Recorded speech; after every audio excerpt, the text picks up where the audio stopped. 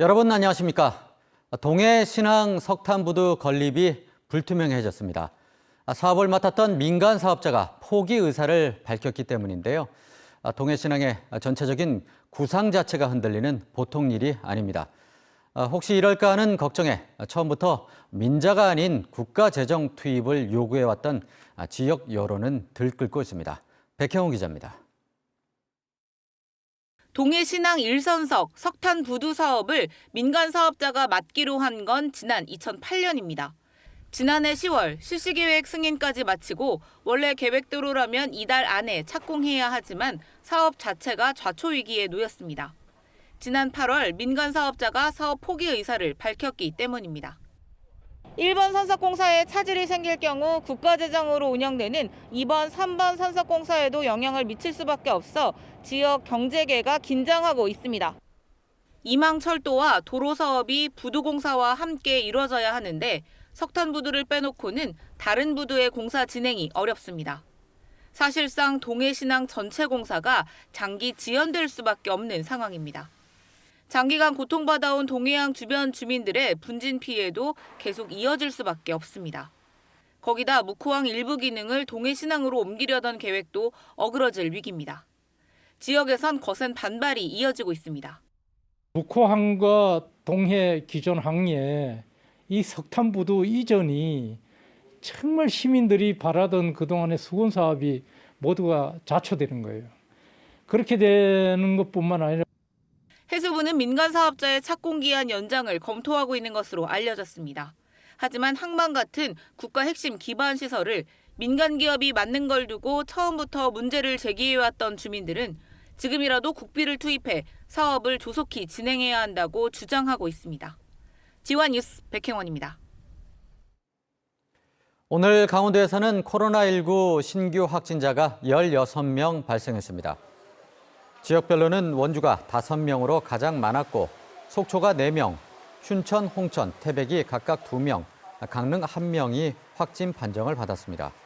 홍천에선 베트남 국적의 외국인 근로자 2명이 확진됐고 춘천에선 중학생 1명이 확진돼 학생과 교직원을 대상으로 전수조사가 진행 중입니다. 도내 누적 확진자는 6,833명으로 늘었습니다. 강원 동계 청소년 올림픽 주 사무소 위치를 두고 촉발됐던 지역 간 갈등이 강릉, 평창, 분산 설치로 봉합될 전망입니다. 2024 강원 동계 청소년 올림픽 조직위원회는 논란이 됐던 주 사무소를 평창에 설상, 강릉의 빙상 2곳으로 분리해 운영하는 것으로 확정했다고 밝혔습니다. 이에 따라 현재 서울 주 사무소는 오는 12월 평창 알펜시아 리조트 구 면세점 건물로 옮겨 1년간 운영할 계획이고 이후 2023년부터 평창과 강릉을 분리해 운영하게 됩니다. 조직위는 개폐회식 장소는 IOC와 추가 협의를 통해 시간을 갖고 확정하고 정선 알파인 경기장에서의 경기 진행 여부도 추가 협의할 계획입니다. 제9회 GTI 국제무역투자박람회가 코로나19 장기화의 여파로 올해 전면 온라인으로 전환돼 오는 14일부터 시작됩니다. GTI 국제무역투자박람회는 축구장 220개 면적에 달하는 158만 7천 제곱미터의 메타버스 가상 공간이 도입돼 전국 338개 기업에서 1,059개 제품이 선보일 예정입니다. 이와 함께 360도 회전 가상현실, 애니메이션 등과 연계한 실감형 가상 부스도 운영됩니다. 지난해 열린 제8회 GTI 국제무역투자박람회는 온라인 쇼핑몰과 가상 공간 연중 박람회를 운영해 방문객 1,728만 명, 온라인 수출 계약 3천억 원의 성과를 거뒀습니다. 코로나19로 경영난을 겪고 있는 강원도 기반 항공사 플라이강원이 생존을 위해 다양한 자구책 마련에 나섰습니다. 어려움 속에서도 포스트 코로나에 대비해 공격적인 경영을 선택했습니다. 정동훈 기자입니다. 지난 2019년 삼수 끝에 항공운수 면허를 따 강원에 첫 하늘길을 연 플라이강원. 취향초 높은 탑승률을 이어가며 침체된 양양국제공항에 활력을 불어넣었지만 예상치 못한 코로나19 사태로 경영에 직격탄을 맞았습니다. 여객기를 한 대만 남기고 직원 3분의 2가 무급 휴직에 들어갈 정도로 상황이 어려워졌습니다. 위기에 빠진 플라이강원이 경영 안정화를 위한 활로못에게 안간힘을 쏟고 있습니다. 우선 자금난 해소를 위해 유상증자를 통해 150억 원을 확보했습니다. 마련한 자금은 중형기제 도입과 항공기 리스료 등 포스트 코로나 준비에 사용하기로 했습니다. 고정 승객 확보를 위해 코로나 확산으로 운항 중단했던 양양 대구 노선도 10개월 만에 재개했습니다. 전 세계 관광객을 강원도로 데려올 기반 마련 작업에도 착수했습니다. 3조 원을 들여 양양에 호텔과 쇼핑몰, 골프장 등을 갖춘 대규모 국제관광시설을 조성하는 업무 협약에 참여했습니다. 국제적인 관광 도시로 거듭날 수 있는 각종 시설들을 저희가 추진하고 있습니다. 특급 호텔이라든가 레저 시설을 만들면서 동해안에서 가장 뜨거운 관광 도시로 만들 계획입니다. 협약으로 국내외 협력 여행사를 통한 관광객 모집과 항공 관광 융합 상품 개발의 토대를 마련할 수 있게 됐습니다. 근본 협약식으로 인해 외국인 관광객을 맞을 수 있는 그런 리조트와 복합시설을 갖추게 된다면 외래 관광객의 유치도 그만큼 수월해질 수 있다고 말씀드릴 수 있겠습니다. 플라이강은이 자금 확보와 항공기 재도입, 관광시설 개발 사업으로 활로를 찾고 있지만 여전히 코로나19 상황은 변수로 남아 있습니다. 지원 뉴스 정동원입니다.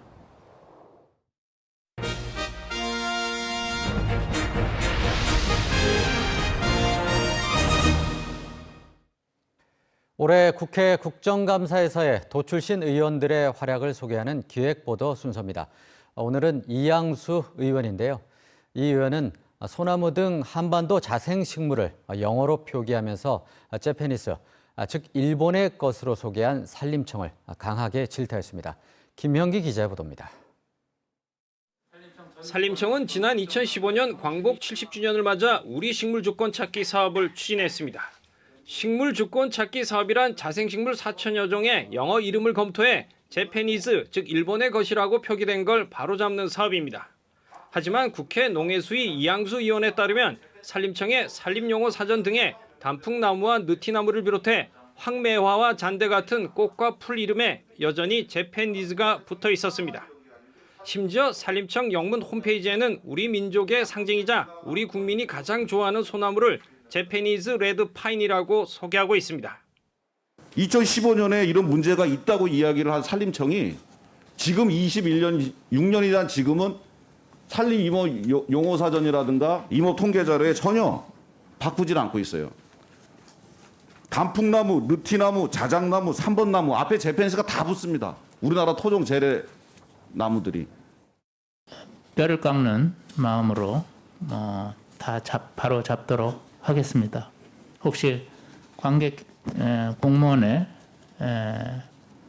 고의나 이런 불법 사항이 발견되면 처리하도록 하겠습니다. 이뿐만이 아닙니다. 산림청은 올해 입춘에 공식 SNS에 입춘 대길 관련 게시물을 올렸는데 게시한 사진이 일본 후지산이었던 것으로 뒤늦게 밝혀졌습니다. 이 의원은 대한민국 산림청이 아니라 일본 임야청이냐고 질타했습니다. 이 의원은 또 재작년 국감에서 지적했던 동해를 일본해로 표기한 지도가 산림청 등록단체 홈페이지에서 또 발견됐다며 산림청장에게 엄중한 책임 추궁과 함께 시정을 요구했습니다. 국회에서 지원뉴스 김현기입니다.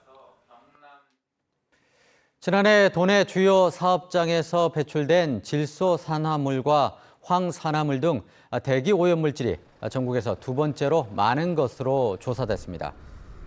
환경부가 굴뚝 자동 측정 기기가 부착된 전국 648개 대형 사업장에 연간 대기 오염물질 배출량을 분석한 결과 지난해 전국에선 모두 20만 5,091톤이 배출돼 전년 대비 26%가 줄었습니다. 지역별로는 충남이 3만 6,693톤으로 가장 많았고 강원도가 3만 6,285톤으로 2위, 전남이 3만 3,599톤으로 뒤를 이었습니다.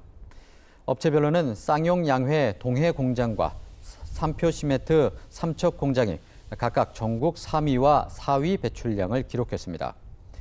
전년 대비 대기 오염물질 감수량도 충남이 22,082톤으로 가장 많았고 강원도는 13,083톤으로 27%가 줄어든 것으로 나타났습니다.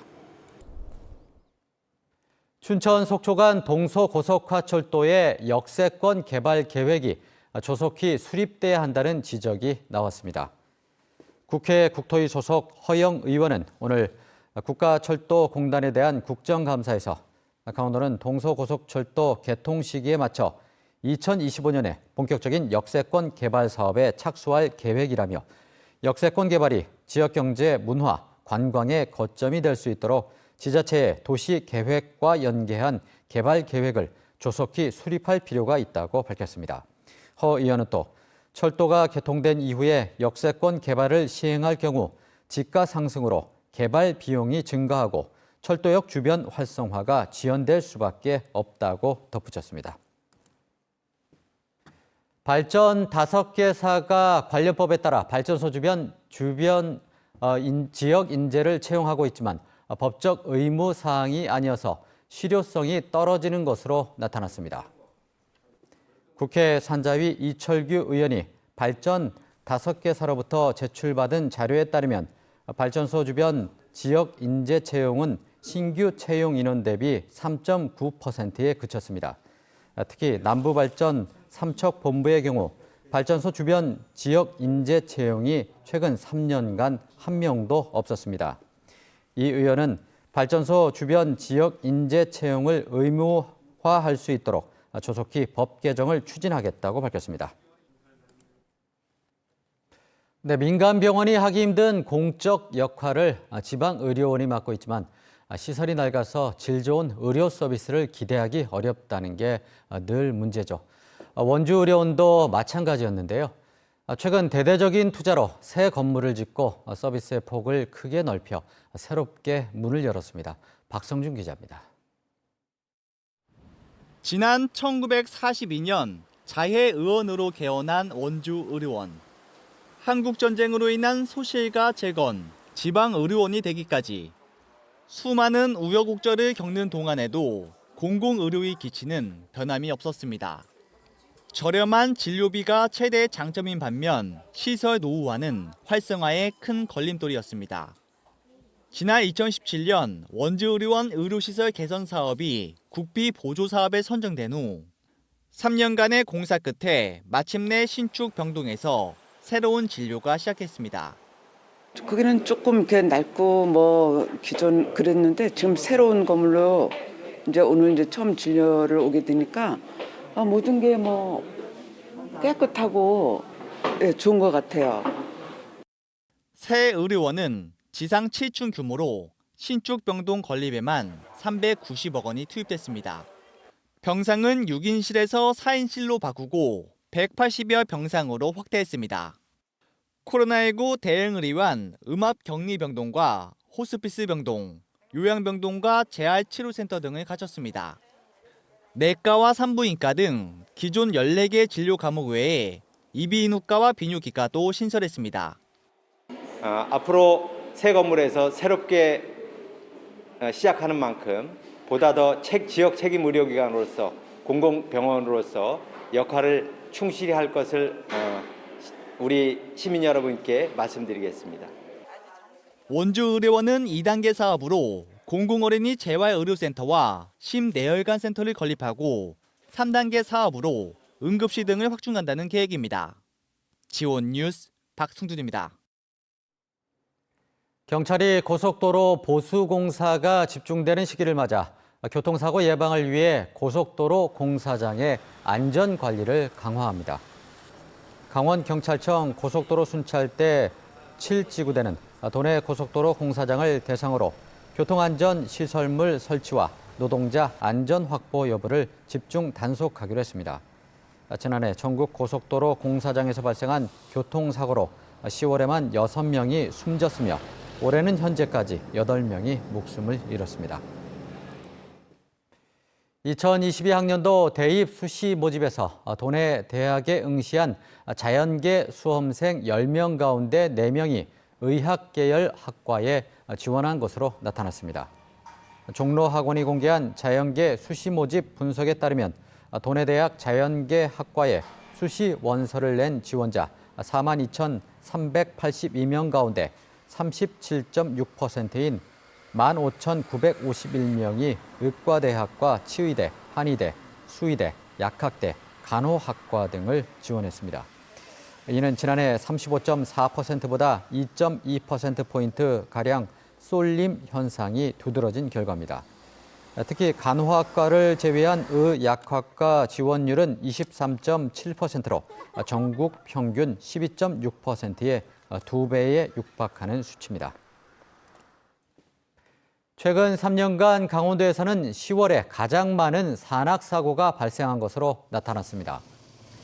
강원도 소방본부에 따르면 최근 3년간 도내 산악사고 4,370건 가운데 10월에 가장 많은 817건이 발생했습니다.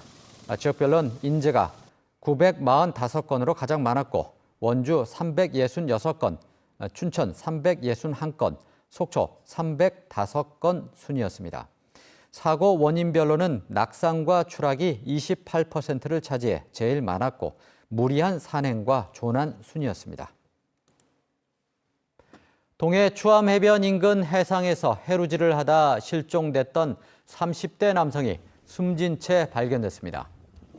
동해해양경찰서는 어제 동해시 추암해변에서 실종된 30대 남성을 오늘 오전 10시 33분쯤 GS 동해전력소 저수조에서 발견해 인양했다고 밝혔습니다. 해경은 정확한 사고 원인을 조사 중입니다. 네, 이어서 도내 곳곳의 간추린 소식 전해드립니다.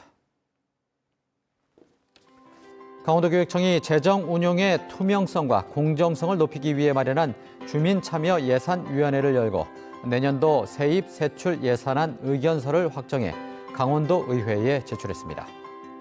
강원도청 소속 스켈레톤 국가대표 윤성빈 선수가 국내 학대 피해 아동 지원을 위해 1,000만 원을 국제구호단체 굿네이버스에 기부했습니다. 춘천여성민우회가 강원도청 앞 광장에서 도보 행진을 열고 국회 차원의 차별금지법 연내 제정을 촉구했습니다.